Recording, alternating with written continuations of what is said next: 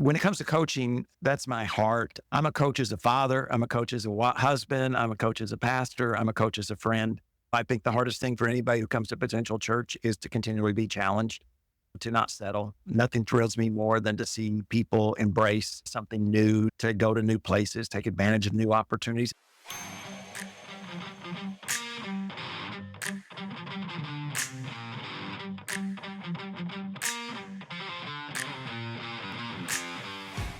How can embracing your God-given potential transform not only your life, but also those around you? Join us on Seek, Go, Create, the leadership journey as we welcome Pastor Troy Gramling, the leader of Potential Church. With a congregation of over 20,000 members across the United States and Latin America, Pastor Troy has spent over 2 decades inspiring individuals to unlock their divine potential and make a significant impact. Today, he shares insights from his journey, from his days as a college basketball player and coach to his innovative approaches in ministry. We'll also discuss his first book, Potential, the Uncontainable Power of God Within You, and explore how faith can be a transformative force in our lives and communities. Pastor Troy, welcome to Seek, Go, Create. It's an honor to be with you today. You know, one thing I always like to do is honor people with the title that they should have. Pastor Troy Gramling, Troy, what do you like to be called? Well, what I like to be called is Troy. That sounds, I didn't like the name growing up, but it's kind of stuck with me for 56 years. 56 years. Well, I'm a couple years older than you, so you and I are going to have a good, seasoned, mature conversation that for the folks in our age bracket, they'll relate to it. For the folks younger, they need to glean from the wisdom that we have. That's what I try to tell my kids, boys.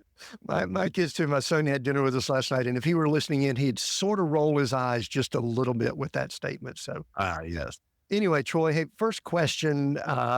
Let's just say you're out somewhere away from maybe your domain, your people, and someone asks you what you do. What's your typical answer when people ask you that? I would tell them that I get the opportunity to lead, to pastor, and to love on some pretty incredible folks. And when you bring up the word pastor to people that are outside, let's just call it church world or Christian circles and all, I mean, I would get it. A lot of other people listening would get it. But when you bring up the word pastor to people outside of those worlds, what kind of responses do you get from people? I'm curious. It's kind of funny. More often than not, if they're outside of that kind of world, I think I've never got a negative response. I've never had somebody roll their eyes. I can tell that they'll say that's good, but you can tell they really don't have a concept for what that means other than some kind of religious role they have experienced or seen to that kind of thing. And then just kind of move on, from that standpoint. But I've never really had anybody respond in religion or just some kind of, now they might once I walked away. In the moment, they all tend to be kind, but there's always a response, you know what I mean, of some kind. You have that in that role. It's one of the few titles. I ask this question to start off almost every podcast episode now, 280 in. And, a lot of people in business world, a lot of people that are working on certain projects, it's like this long, trying to describe what they do. You can typically say pastor, and most people have a connection right away. It may not be great, but they know what you're talking about, right? Oh, yeah. Well, I get most often, I know the folks who are listening wouldn't know, but the ones who are watching, because I have the tattoos and different things that people are surprised. So a lot of times it'll open up an opportunity for a conversation because a lot of times they'll guess, you must be, I'm kind of tall. So they'll say you're an athlete or something to that effect. So it gives the opportunity to have a conversation. Yeah, I mean, just let's kind of set the stage for those just listening in. We are on YouTube, so if you're watching it, you get it. But I think you look like you could be in like Coldplay or something like that. That's kind of the look that I have. I mean, you're kind of tall. You got the tats on the arm. You got an athletic shirt on, blondish hair. I know you're down in South Florida and all that, but I would say that people go, "Huh? Are you sure you're a pastor? Where's your collar?" Yeah, exactly. Especially down here in South Florida because there's a big Catholic population. One of my first contradictions as I was reading through your book, and I've got a copy of the book here, Potential, And I want to say this right up front. We're going to be talking about a lot of stuff, but this book is one of the main topics. This is my copy, and I just finished reading it. It's dog-eared and all of that. But if you are listening in, especially if you're watching this on YouTube, I'm going to give away this copy right here for anyone that pops a comment and says something related to potential or something related to what we're talking about here. I will, at my expense, because I actually accidentally bought 2 copies, and Troy hates that, I know. But I'm going to give you this copy if you put a comment down. So listen in, and I'll give you more instructions later. But as I was reading this in the first paragraph, I see that you're from a little town in Arkansas called Paragould. Did I pronounce that right? Paragould? Yep. Pair some of those together. Yeah, it actually was started by 2 different railroad guys, Paramore and Jay Gould, I think were their 2 names. Oh, it's good. So they combined it. Well, what's interesting is that I have driven through that town once, I think in like northeast Arkansas, and knew a little bit about it. But I went to Bible school for a few years out in Colorado, and there was a guy named Lance that popped into Bible school about 2 weeks after giving up drugs, showed up at Bible school. And Troy, he was from Paragould, Arkansas. That's my connection to Paragould. So I'm sitting here. This is my contradiction, my dichotomy I've got going on, and I'm going to have you explain it. Let's take a short break from the show. Think about the leader you are today and the leader you want to become. Hello, I'm Tim Winders, your guide to personal and professional transformation. In my executive coaching sessions, we dive deep into what it means to be a truly impactful leader, one who leads not just with skills, but with vision and faith. Through my coaching, leaders have redefined their approach, achieving not just success, but also purpose and joy in their work. Are you ready for this kind of transformation? Let's explore your potential together. Schedule your free discovery coaching call at timwinders.com/coaching. Your leadership journey is just beginning. Now back to Seek, Go, Create. You got a guy that grew up in Northeast Arkansas, went to a town, Paragould, and it is small town, kind of rural-ish type thing. And now, I mean, I'm even looking at it. You've got the neon behind you, and you're in South Florida. I mean, what's up with that? That's quite the contrast in culture, if you ask me. Yeah, it's an incredibly different contrast and a big change when we first moved here. Now, we've been here for 24 years, but I really think it's the reason we ended up here. The reason we left is the church. We had planted the church there in that little town, and you have the vision, and I had never seen a church plant. I mean, I had no idea how to do it. This is before books and conferences. The only time another church started this if people got mad. So, to kind of go out and do this. And we started it. You got the vision, you build, you grow, you see people come to Christ. And I got to that point where I just couldn't see the future. And I had never experienced that in all my life, where it's like, hey, here's where we're going. And then exciting. And just wanted to be where stuff was happening. And I'm not talking about just in the church. I just mean traffic even, just anything. So I really think that contrast in cultures has really got a lot to do with how we ended up in South Florida. And the cool thing about that, and this is interesting, my wife and I grew up in the Atlanta area. And we kind of grew up small town, but Atlanta swallowed it up during the 70s while we were growing up there. And now we're traveling. We've been traveling for 10 plus years now, and we're in an RV. And we find ourselves gravitating now to smaller towns, smaller areas. We're just outside of Rapid City right now, and it's like 80,000 people. And I mean, there's great things about all places all over the world. I think I'd love to kind of contrast is give me some really cool things about small town and maybe some challenges, and then some really cool things about maybe the bigger city and some challenges. And I think that'll lead into, because I think that ties into potential. See, there are a lot of people that they believe they need to be in the big city, and they may. But then there are a lot of people that they really want to go smaller, and they may. Talk about contrast. Talk about pros and cons of Paragould, small town, pros and cons of big city, especially now that you've experienced both. Yeah, Paragould, I think that one of the advantages of a small town is, you get to know more people because they tend to stay there longer, generationally often, folks whose grandkids are still there. I just think that there's a big relational aspect of it. And I think that's a really positive, part of growing up in a small town, because not only relationally in the sense that you know people, but when you try to get stuff done, there's a greater concern because they may know your cousin or they grew up in this same small town. So if you're trying to get your reports at the hospital or you're trying to get something done anywhere, really, there's always these connections.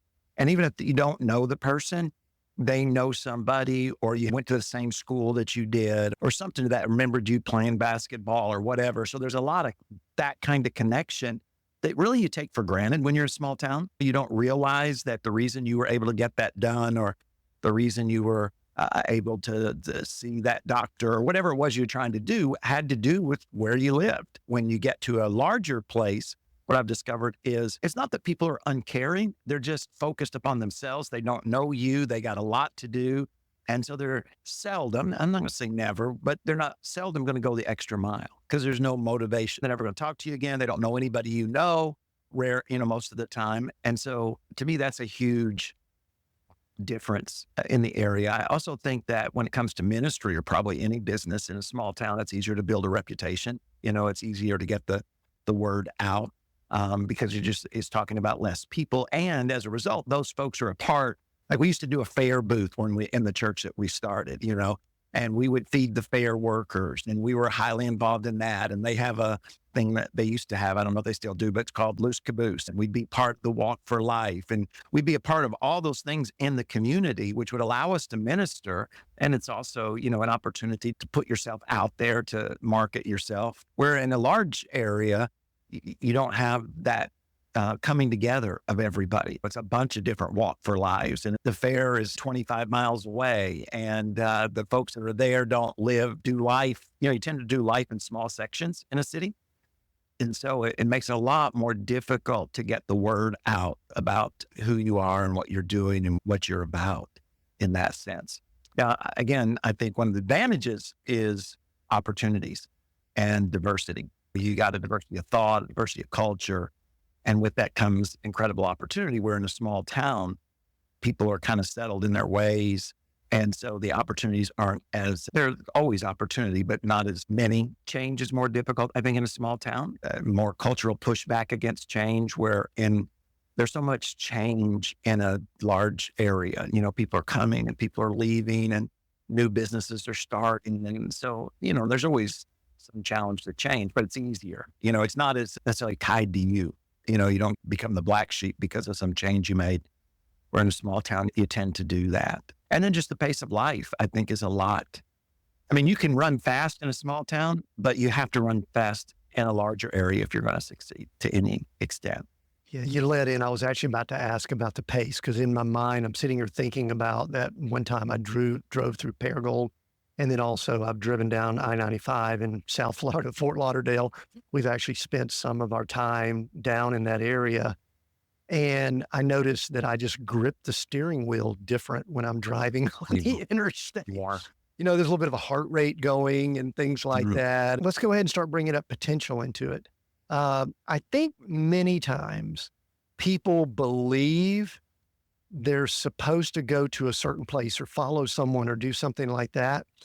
And very similar to the example you use throughout, and I'm going to love this conversation, is Moses throughout the book. Moses had what I consider three phases to his life. And I believe that many of us have those phases too. It sounds like Troy had a small town phase and now there's a bigger city phase. And talk a little bit about how important it is for everybody to kind of have this goes to a journey question, to have their own journey and not attempt to be copying the potential of someone else, which is a big topic for me. Yeah, I think one, it's easy to get in a hurry, right? So in our effort to succeed, we tend to say, okay, here's a person who succeeded and the quickest route may be for me to try to become them. And I think there's a temptation to do that, especially when things aren't going the way you want. It's like, should I go like this person or be like that person? But I think when you think about it in the context of potential, it's always that we were in the heart and mind of God before he ever created us. So I'm going to find my greatest success. I'm going to glorify God the best when I'm who he created me to be. And so I can slow down and embrace the season that I'm in, whether that's a season of building, and depending on your age, depending on where you're at financially, depending on where your family, are you single? Are you married? Do you have kids? Do you have grandkids? I think all those things kind of impact the season that we find ourselves in. And I think if we can slow down and it's okay to discover, and I know, because for me, the big change was at the church I started. I've been at 3 churches. Originally, before I wasn't expected to be in pastor, and it was 100-year-old Mount Zion Baptist Church. And then years later, we started the church, and then I'm here. But I think in that church I planted the church because God had given me a vision. Here, I didn't come here to be the lead pastor. So I had to wait. Okay, God, why am I here? Why have you opened this door for me? Where is it you want me to lead? How do I embrace who I am, especially in this different culture from what I experienced in Arkansas?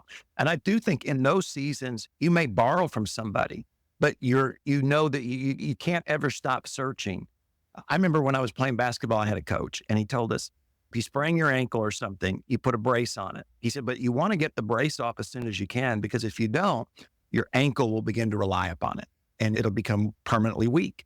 And I think the same thing can happen when we're with our voice. If I'm not sure where we're supposed to go, I may borrow Rick Warren's baseball diamond or somebody else's whatever. But if I start relying on those things, then all of a sudden it's like that brace. I lose the ability to find my voice. And I'm never going to be as effective being somebody else or being in somebody else's season as I am with my voice. And I think, to me, that's the most important part of potential is the belief. I think the reason we do that a lot is because we give up on our own potential. The own idea that God can do something great with our lives, and so we're like, well, I'll borrow his greatness or her greatness, and maybe it'll rub off on me I get chills every time I think about the fact that I'm intentional. God created me. Now, sometimes I get frustrated about that because I'm like, God, couldn't you have done a better job? You look at this nose or ears or whatever it might be. But I think, man, if he created me intentional, he didn't create me to fail, then I can pursue who he's made me to be. I need to discover that and embrace that and grow that part of who I am. One of the interesting things that I think is very challenging for leaders, I see this in business. I work with leaders and leadership teams, primarily in companies, some in ministries, but primarily in companies. And I do see people at times attempting to copy somebody else. Mm. But I don't know if this is just an observation of mine. You can correct me if I'm wrong or anything like that. But I see a lot of copying in what we'll call that pastor church world role. A lot of programs that someone will say, oh, well, these people have added blank number of people. We need to do something similar and all that. And I bring that up because I'd love for you to comment on it. And, I'm not asking you to throw anybody under the bus or anything like that, but I'd like for you to comment on it and then maybe follow it up with, it seems as if, I don't know, you mentioned intentional. I don't know how intentional this is. It seems as if you sort of push the envelope to either be different or do your own thing, to reach your own potential, might be a way of saying it, by, doing things like you talk about in the book, living in a glass house, which I'm sitting here reading you talking about that sermon and all, and you and your wife. I'm like going, good gracious, what a woman she is to put up with that type stuff. Sure. I'd like to meet that Stephanie. Talk a little bit about the industry. Let's talk about pastors in general and how they seem to be copycats a lot. So you could comment on that and then talk about what you've done to maybe avoid that to reach your potential. Yeah. I think there's probably some truth to that because of the ease of information, right? What anybody's doing, you're able to discover. And I think some of it is a result of just the time crunch and the demands of ministry. Creativity is one of our ethos. And we talk about the definition of just stay in the room past the first idea, right? But that takes time. And some people are more wired administratively. So it's like, where do you want to eat? The first place that somebody comes up with, they're ready to go. Where somebody else is going to say, well, what about here? So I think in ministry, a lot of times what happens is it's accessible, and not only is it accessible to the pastor, but the pastor's going every weekend and hearing about so-and-so. Oh man, did you hear so-and-so's teaching? Or man, I downloaded so-and-so's worship album. And, so the pastor's dealing with, man, I'm competing. I always think of it this way. I'm competing with them listening to their favorite teacher talk about their favorite subject. And I'm trying to teach the whole counsel of God's word, on a weekly basis. So I think pastors feel that pressure. And then I think, that week gets busy and, here's a program or a teaching or whatever, and they jump into that. I think the important thing is if you're going to, borrow whatever word you want to use there, maybe steal what some would say. I think the question you have to ask yourself, is this really me? Is this passion from me? And because if you do, there's going to be a transformation of it in some way. You know what I'm saying? Whether it's a teaching or, hey, you guys have this thing, and so we're going to do it as well. If I went to both, I might see that it's similar, but I'd struggle to see that it's the same, where you got it per se. To me, that's one of the things I think it's important is to, again, like we were talking earlier, is to be vulnerable and to be authentic and to be real, because people can pick up on that really quick. And I think there's that danger that you have to steer away from. For me, there's a part of me that is creative. And so I'm curious. So I'm always asking questions. And so that makes it easier for me to be original, you know what I mean? Just because I'm wired that way.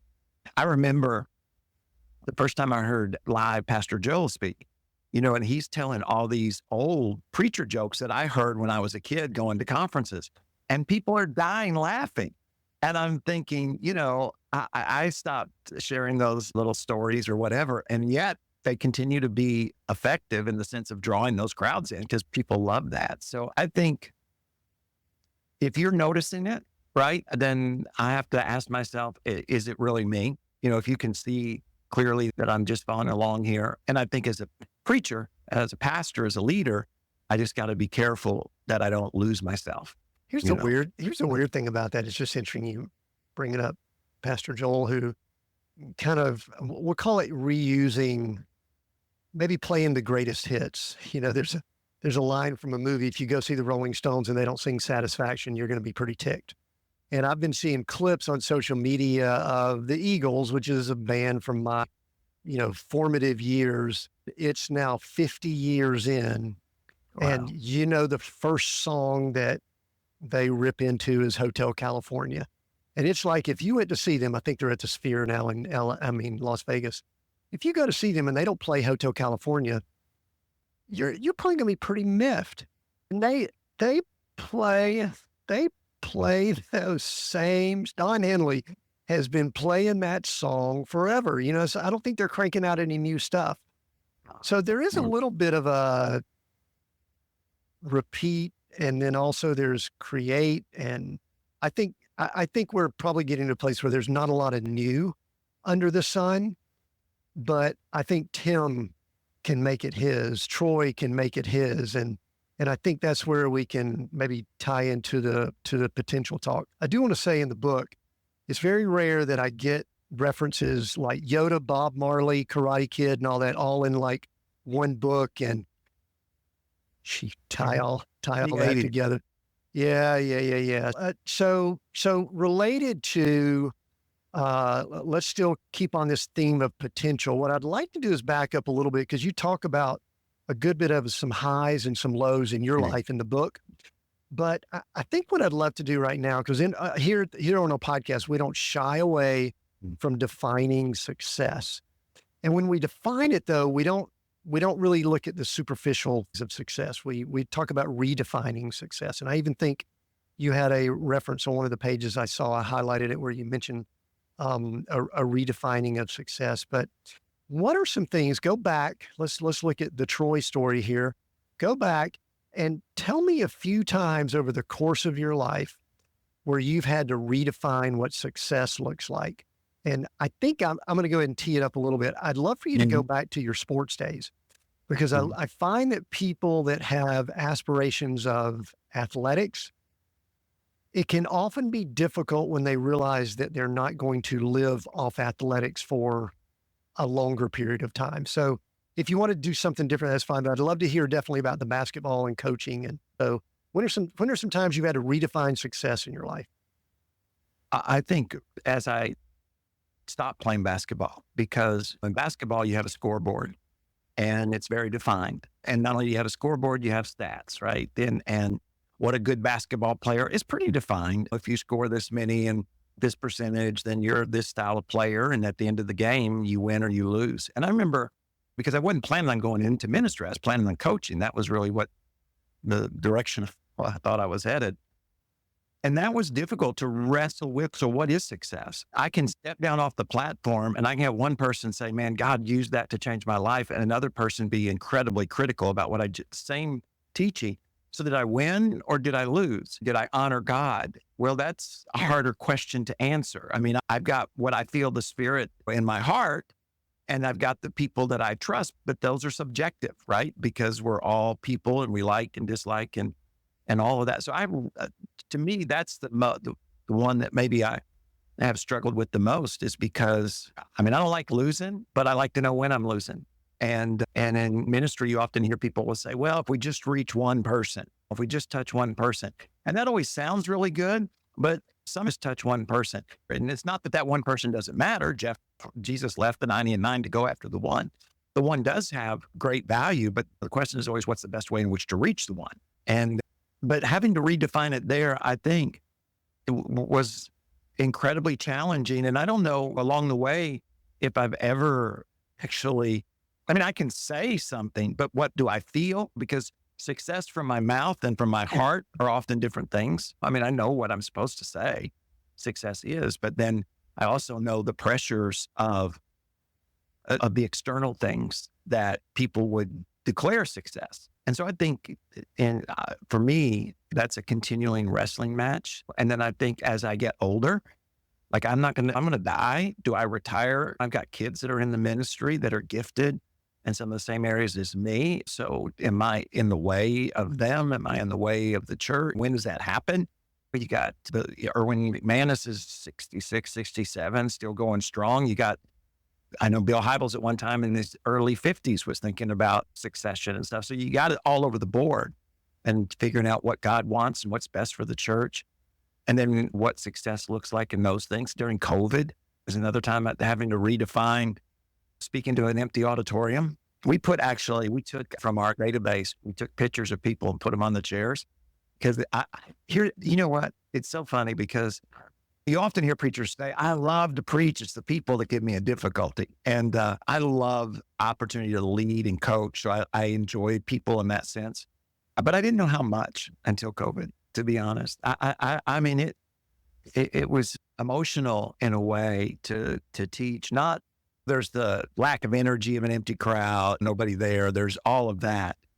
I just felt a longing that I didn't know I really would have, because in some ways, pastors got what they always wanted during COVID. You know, you couldn't be around people, but you still had to preach. I remember the first weekend we opened up and you're thinking, well, we're going to have this giant crowd of people. Of course we didn't, but I just remember the emotional aspect of seeing people out there and realizing that God, whatever we do is again, intentional. And that as a pastor, I have a calling that impacts my heart in ways that I don't always understand.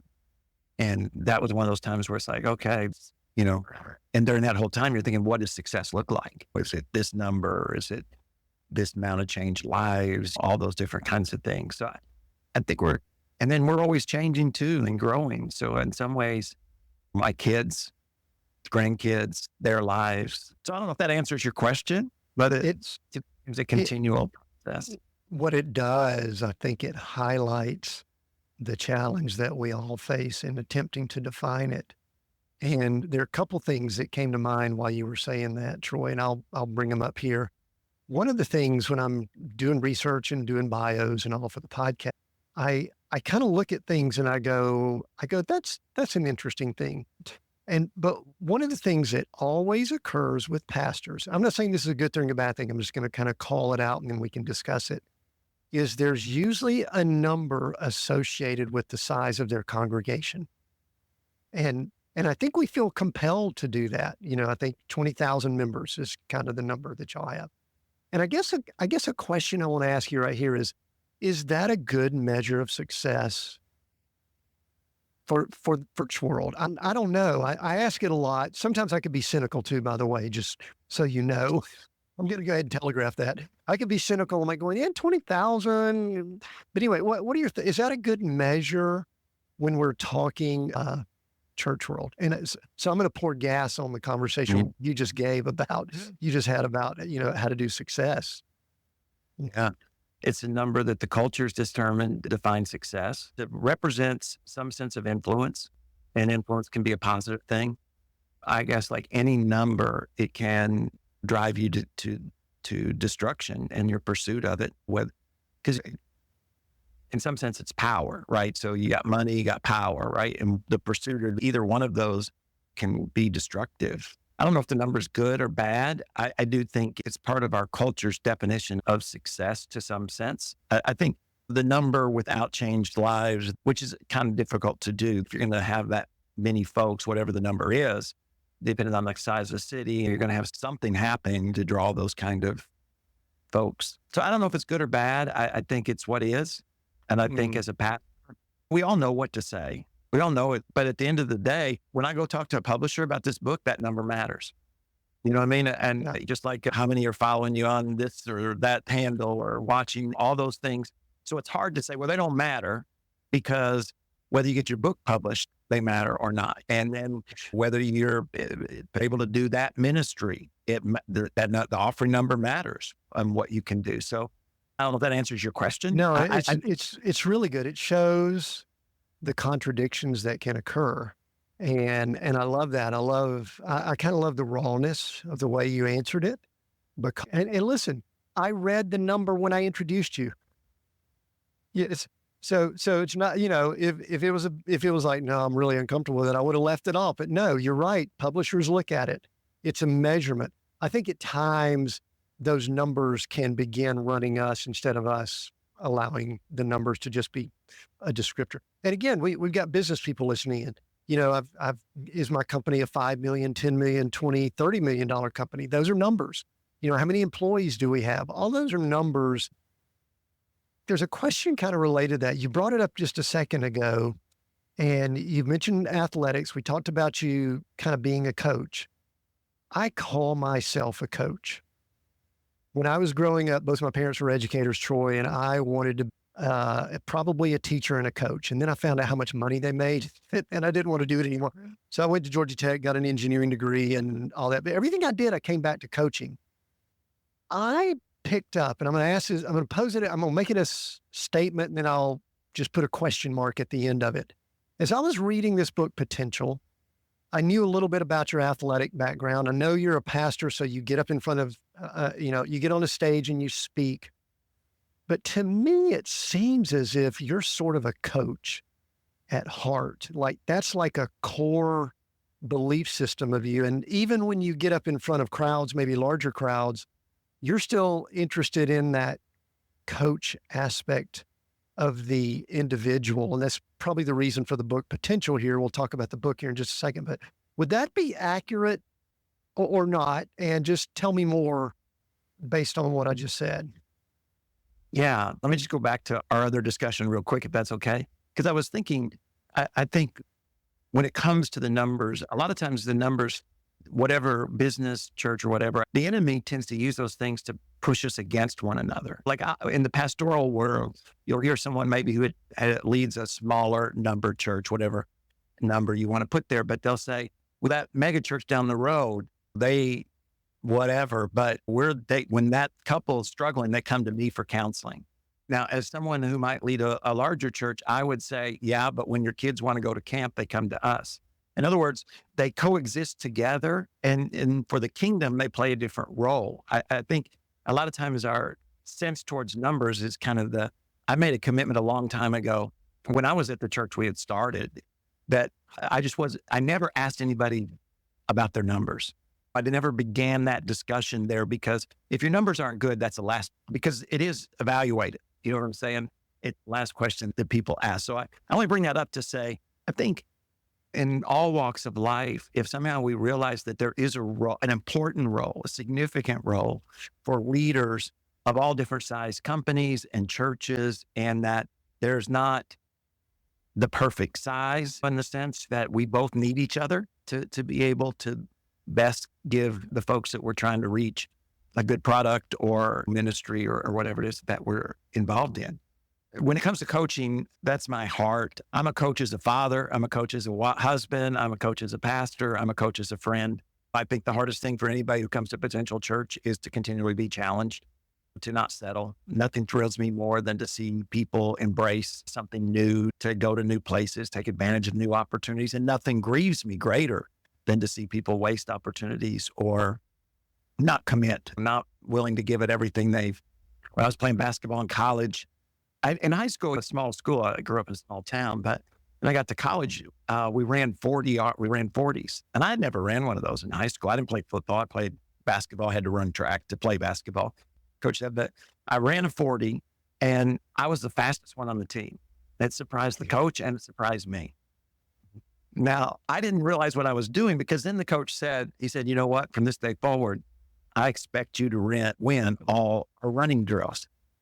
And I got thrown out of practice one time because I didn't win. Yeah. So I kind of come from that mindset. If you're going to run, you better run with all that you got. I remember we were running down the hill. We had this player 7 foot tall. He falls. We're running hills. He falls. He cuts his hand wide open. And the coach is like, when we get done running, we'll take you to the MRST.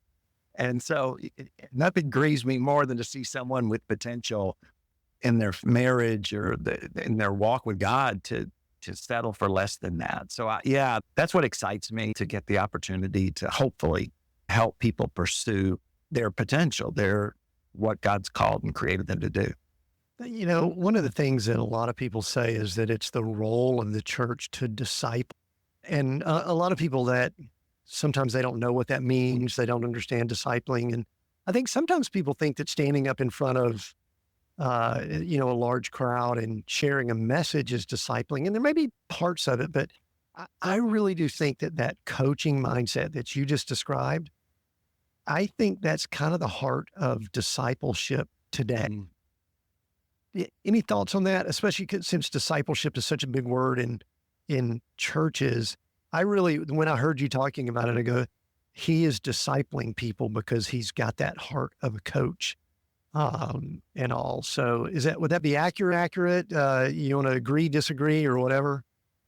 Yeah, I think discipleship has a lot of different definitions, and it's one of those things growth is hard. So it's always something we can focus on. We're not doing a good job in this or that. I think what's a disciple? And I think there's nothing more glorifying to God than for us to become what he had in mind when he knit us together in our mother's womb. And so it's the pursuit of that. And what is that? What is it that makes our heart beat? What is it that keeps us up at night? Those kind of pursuits, I think, and to not let people settle for less. Because discipleship gets associated often with knowledge. You know what I mean? What do you know and what do you not know? And it's like, I think I can know a lot and still not be who God's created me to be and experiencing what he's created me to experience. So I never really understood that. I understand people need to be discipled. I also understand Jesus had difficulty with it. At the end of his ministry, what was 120 people in the upper room? So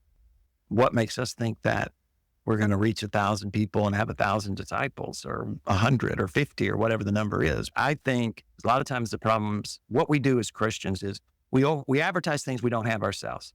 And what I mean, we talk a lot about peace. We talk a lot about joy. We talk a lot about, if you're a true disciple, then those things are evident. And yes, there is a joy and there is a peace, but there are days that I doubt. There are days that I'm discouraged. There are days that I'm troubled, right? And it's that Jesus walks with me through those. Everybody's going to experience those. The scripture and the spirit and Christ himself give me a constructive way to deal with those things, where somebody else may go down a destructive path. But it's not that I don't experience him. And I think sometimes as Christians, somebody becomes a Christ follower or whatever, and then they're discouraged and they're like, I must have not got it. I didn't get the good stuff or whatever. And it's like, no, there really is a process to this. We're pretty good at judging the fruits of the Spirit in other people. We're not really good at judging it in ourselves. I think you shared it in the book, but how the heck does somebody come up with the name of Potential Church? I've traveled a lot all over the world, Australia, New Zealand, Europe, all over, and have never run into Potential Church. How'd that come about? was kind of a God thing in the sense that we were Flamingo Road originally. Before I got here, it actually used to be Flamingo Road Baptist Church. Then they changed it to Flamingo Road Church. And then we went multi-site. And, pink birds aren't known everywhere. We have a campus in Lingmar. And so we said, we need to change our name. In 2010 is when we changed it. And it's like, well, what do we need to be called? And if you went way back to the day of daytimers, okay, for your listeners, this is before smartphones and all that. And you would have to write in the front of it, like your mission or your vision or something like that. And if I could find mine, you go back and it would say something very similar to what our mission statement is today, as far as helping, people reach their potential to become what God's created them to be. That's just been a part of me as far back as I can remember. And I used to take all my guys to go to church with me when I was playing basketball, just that desire to see them become more. And so that's where it came from. And then, in 2010, it's handles are still important. We were able to get all the handles for all the social media stuff, and it fit with who God's created me to be. Because I really think when it comes to pastoring, that God brought me here because of who he made me to be. So it's important I am who I am. Now, when God gets ready to do something different, he's going to bring somebody with a different personality to lead him to a different place. But I can't be all things.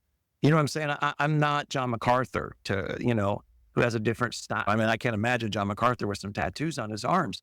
That's not mean his style is bad. It just means I can't.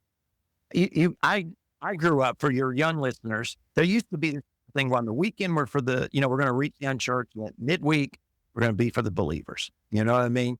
And it's like, if you were to go back, and we did that. I mean, that was the end thing to do, talk about following, trends. That's what we did.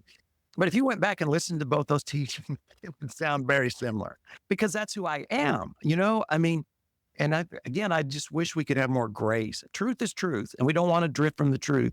But man, I just wish we could have more grace for one another, and that it's not, I don't want to teach this, or I'm afraid of that, or because if I teach the same thing on a social issue, let's say, that maybe a John MacArthur might teach on that issue, it's just going to sound different for me. It's not that I'm going to say anything different or not be as strong. It's just going to sound different because of the way I'm wired and called to be. And if I try to be John MacArthur, I'm as smart as he is, I have his reputation, and I can't pronounce the Greek language. So I would be in a world of hurt, but that's okay. Where he doing what he needs to be doing. Oh, we've got these on YouTube, and I just had this vision of when you brought up John MacArthur with tattoos. I had this vision of someone bringing in a graphic with John MacArthur with tattoos, but then I'm thinking, then my next thought goes, we could be liable. There could be some lawsuit. There could be something come up. It would probably generate a lot of interest in all of that. So I love the word potential. In fact, you'll hear me when I wrap up. We're 280 episodes in on this podcast, and my last sentence is always be all that you were created to be, and which to me is the definition of potential. But did you get any pushback at all? I mean, come on, Flamingo Road Church, that is sexy right there. Did someone say, no, we're Flamingo Road, dang it, we are not moving into this potential stuff? I mean, what was that transition like? Was it okay? Yeah, we worked hard, included people in the whole process. And then I'm sure people said that, they just didn't say it to me, but we didn't have a lot of pushback. And that's the good and the bad of South Florida. It's a very unchurched area. I read an article the other day. West Palm Beach is the most never churched city in the country. So the good with that is there's not a lot of church stuff. People pretty well go along. But the other side of that, they really don't care enough to do other things, so it has the good and the bad. So somewhere along the way, you've got church going along, you got a lot of things happening, you got podcasts, you got all these cool things going on. You decided to write a book that was by the same name, Potential. And you even talk about in here that writing isn't necessarily your favorite thing. I might be putting words into it, but why write a book? I feel like this is one of those areas where actually I feel like I was disobedient. There's not a lot of things where I just know God was telling me to do something and I just didn't do it. So God, I feel nudged, and I just like, well, if God wants me to do this, it'll happen. And I don't have a clue what that meant. It's going to fall out of the sky. That's not the way I pastored. That's not the way I fathered. That's not the way So to me, it just came to getting around to just being obedient. I had the ministry team here pushing me and realizing that, because I was always the shy kid. So you continue to wrestle through with that, but realizing too that it would have a positive impact on the church. We live in a day where people go to social media before they visit the church, and we're talking about numbers. They're going to judge before they ever show up whether or not God's there by certain numbers. And the book is just another way to garner influence. I believe in the message with all of my heart. I'm passionate about it. So it just made sense to go ahead and do it. I learned a lot along the way. It was hard. The writing part was easier than I thought, but the process was a lot more challenging, than I realized. What'd you learn about yourself along the way? I had to wrestle with, and sometimes it's easier to be comfortable not succeeding than to take the risk to succeed. And what I mean by that is, it's one thing to say I wrote a book. I remember hearing John Maxwell a long time ago. He'd sell his books, and some people would be cynical. All he's doing is making money. But I always thought he just really believes in what his message is. I'm sure he made some money along the way, but he really believed in that. And I think being confident enough to say, look, I think this can impact your life in a positive way. It can be encourage you. It's an easy read. It's that kind of thing. But having confidence in it. I can get up and speak with great confidence. English wasn't always my greatest subject when it came to spelling and writing. It's just amazing to me that those things that I felt in middle school and high school, I can still feel as a 56-year-old man. I think the thing I learned about me is still, I don't want to not succeed because I'm more comfortable being the underdog, Yeah. as opposed to being the one that's expected. Because, there's always a lot more pressure when you're the one that's expected to win and you don't, whatever that means. In many ways, it goes back to what we were talking about earlier, is like, how do we even measure success in this realm? What is the potential of a book that's titled Potential? Is kind of an interesting conversation to have. I'll say it's a great read. It's not a complex read, which I like, by the way, just so you know. I actually saw a lot of Troy Paragould and Troy, South Florida, that I kind of like the marrying of that in a book like this, because I think it relates to a lot more people. I think it really helps to expand that out. I found for myself, it's really tough for me to multitask when I'm writing. Other things I can multitask. I could speak. Sometimes I could even do this kind of stuff and like have other stuff going on I don't like to. But writing, when I'm writing, man, I've got to be on. My mind can't go other places. And that was probably the toughest thing for me about writing, because I'm kind of an action oriented. You seem action oriented, and sitting down and putting, 50,000 or whatever, how many words you got here. That's like that's a lot of focus there. So, there's one chapter that I loved, and I love in our time together, maybe to kind of unpack that just a little bit. It was chapter 6, where you dove into a little bit of what happened with Potential Church and yourself around COVID. And then you'd been referencing the story of Moses all along, but you really dug in a little bit more to some lessons learned from the life of Moses. What do you want to share here in a couple minutes about that whole chapter? Because to me, that was like the heart of the book. Yeah, I think the great study of Moses is, this incredible leader that scholars and everyone would agree was an amazing leader, incredibly insecure in some ways. He's perfect, who God chose, right? He was rescued, grew up in the palace. But when God chose him, he was nowhere. He was nobody. And he didn't grow up with the Hebrew teachings. He grew up in the Egyptian God's teachings. God chose him. And he had tried once and failed. And yet, God did something incredible in his life. And I think the biggest challenge to success is discouragement. One of the things that we continue to learn from Moses is that it's never too late. Whether you've made a mistake or you're older than you thought you should be or whatever it is.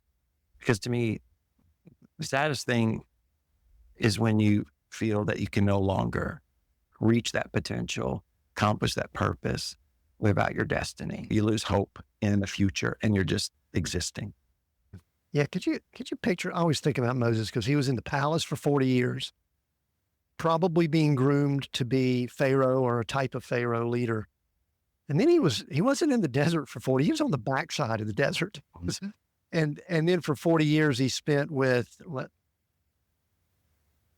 this is going to sound cynical, but with a grumbling, complaining group of church people. He was with a bunch of church people for 40 Yeah. years. And then at the very end, he got a glimpse of the promised land, but he didn't go into it. Well, I think it goes back to the conversation we were having earlier, Troy, is, we define success in a lot of ways.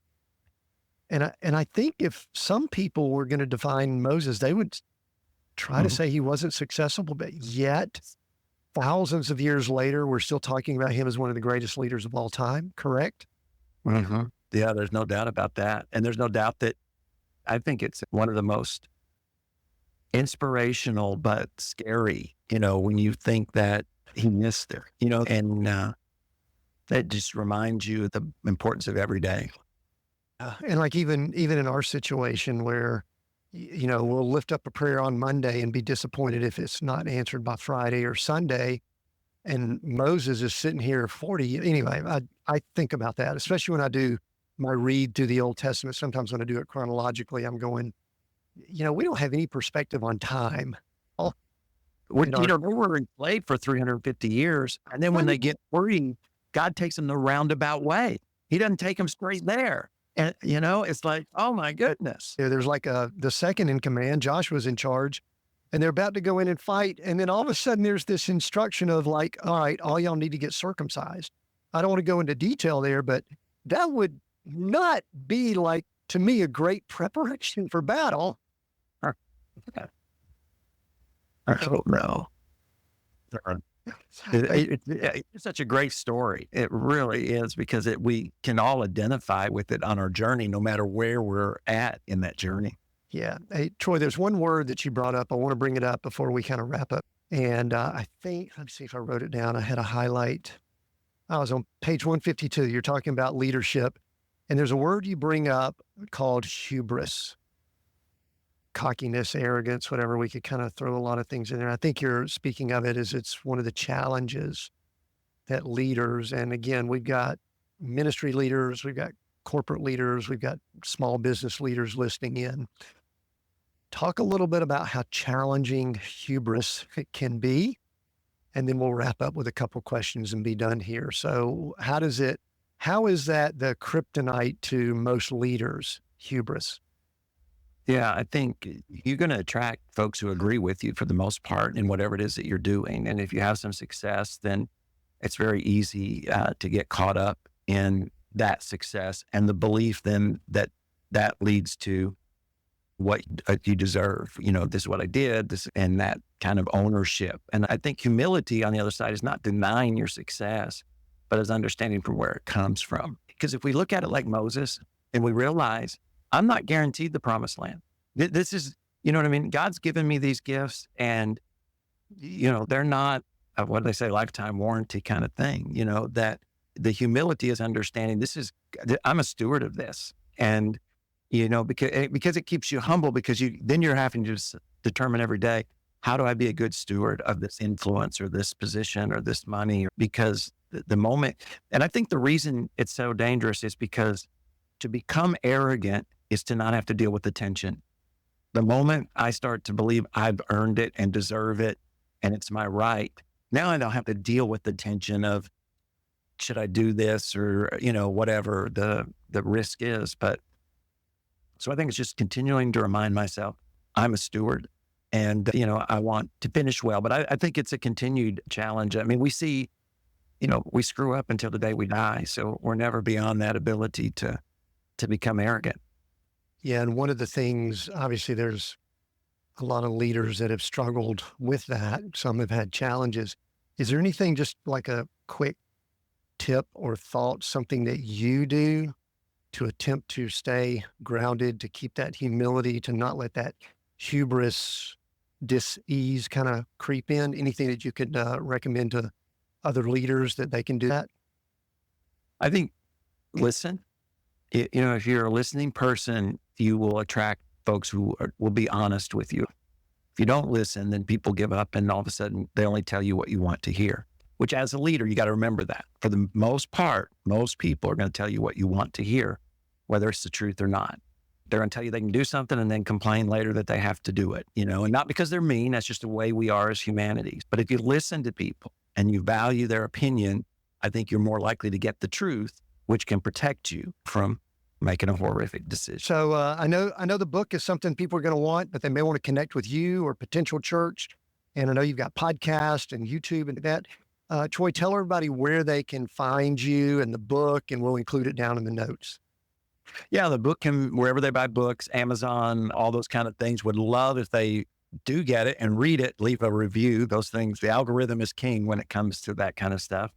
And then as far as me, it's my name, Troy Gramling, on all the social medias. And then for the weekend teachings, you can go to potentialchurch.com or the same with all the social media handles. All right, very cool. We'll include all that down in the notes. We're seek, go, create. Troy, those three words, you could probably guess the origins of those words. I'm going to allow you to choose one of those over the other two that just resonates more with you, means more. Seek, go, or create, and why? They're all good words. But I think seek to me is the one that jumps off to me today. And I think it's because I think there's incredible opportunity and curiosity and a willingness to, I think the other two might even come from the first one. And it's easy to lose the desire to seek. Seeking takes energy. And, if you have any kind of success in your life, it's easy to stop seeking, stop reading, growing, learning, asking the questions. So that's one that jumps out at me.